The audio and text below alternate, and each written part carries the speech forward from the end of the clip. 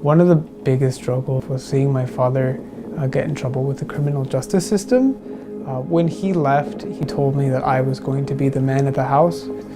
And so being the man of the house was a very daunting idea, especially at the age of 9.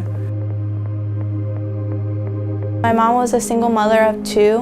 We were in a very low-profit home. My dad was never around, so I didn't have him in my life. I could never really rely on a male to be there for me just because my father wasn't there, so it impacted me a lot on trusting other people. I really admired my dad, and to see him go to prison, it made me feel like that was the only outcome for me. In school, I would have trouble concentrating in my classrooms because I was thinking about all the stories my dad would say when he was in jail.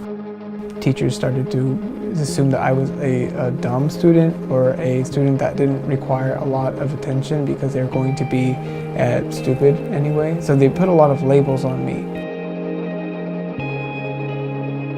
Boys and Girls Club is one of our national focus organizations and has been for quite some time.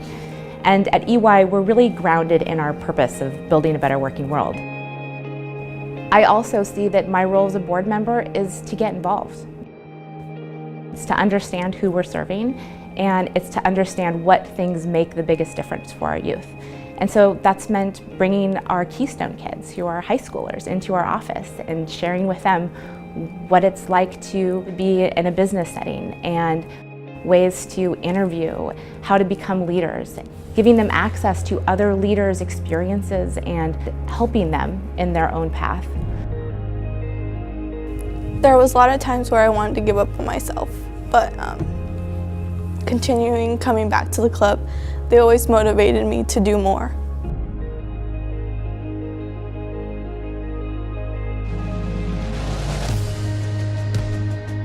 After joining the Boys and Girls Club, I found a community where I could be myself, where I could get help on my homework.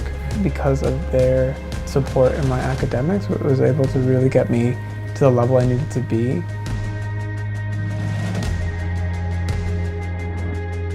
Stanford was, in my mind, completely unreachable.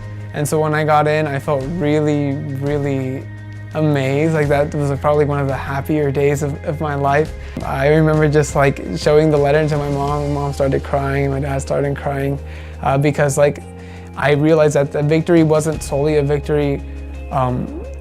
It wasn't my victory, it was the whole community's victory. It was like the Boys and Girls Club victory. It was my parents' victory. It was just like everyone's victory. The Boys and Girls Club fundamentally changes lives. We serve over 3,000 youth throughout the year. We're providing those kids access to leaders and mentors. We're providing them access to the technology and the skills that these kids are going to need in the future to be successful. This is not just after-school programs for kids. It's not just babysitting for kids who don't have a place to go after school. It's world-class programming. It's arts programs. It's teaching kids how to be leaders through the Youth of the Year program. It's so much more than just a place for kids to go. It's a home, it's a community, it's a network, it's a support system kids need and that are going to change their lives.